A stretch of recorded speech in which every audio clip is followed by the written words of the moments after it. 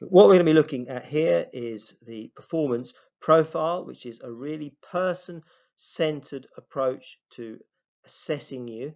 What it gives you is your perception of where you are at the moment against how good you want to be. It helps you identify what are the key qualities of the best performance possible so that you can be the best performer you can be. And it starts in a really simple way where it's a discussion between you and yourself to some degrees, but typically with someone else, to work out, okay, what are the qualities required for the best performance possible? And from that, we have a method.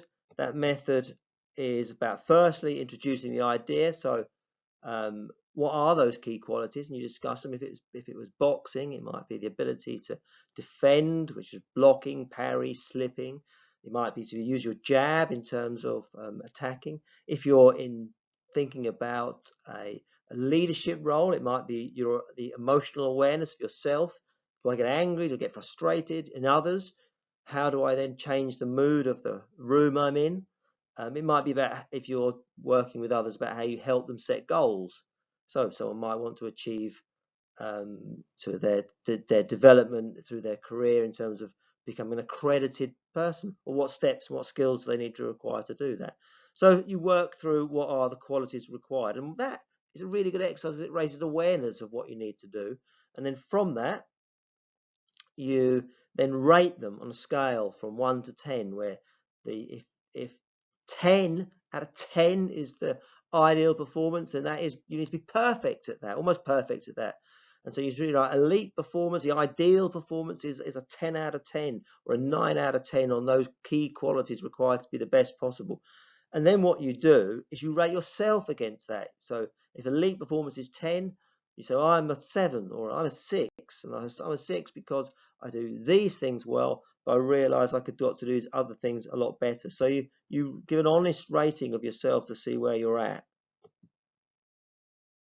And then that you plot that, and here we have a performance profile I did with the boxer, and the coach did it. So he rated himself against the ideal performance, which are all 10 out of 10, and then the coach rated the boxer. So we've got a difference between coach and athlete rating. But you've got to see 4 simple things here.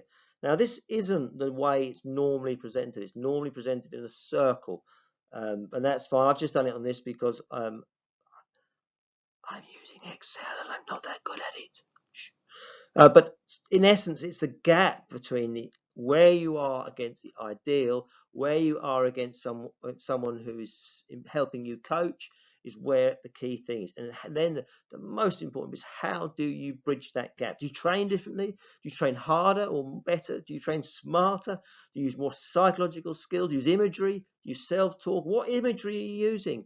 Is it negative? Is your self-talk negative? You start getting in and around those parts so that your mind games are much better and you start being able to deliver better performance more often. So it's kind of your go at this. Is the best performance is typically 10. What we've got here is a 6 months of the person, and then now, so what we've seen is that there's an improvement over 6 months. But your task is to identify the qualities. So it's your go. What you're going to do now is rate your performance profile, develop your performance profile. Firstly, identify the key concepts required with elite performance. And they're typically going to be 10 out of 10. Then following that, you're going to rate yourself out of those, and you might be a 6 out of 10. And you might say, I'm a 6 out of 10 because I do these things well, but I could get better on these things. And then you think, right, okay, what do I need to do in order to take myself from a 6 out of 10 to a 10 out of 10? And that then becomes the basis of your goal setting program. And then from that, what you can do is use psychological skills to do that. So you might start using imagery in your training to go, oh, if I need to do this thing, and then I can do it in my head with imagery, and you start making progress. And that's done to be quite good. So performance profile,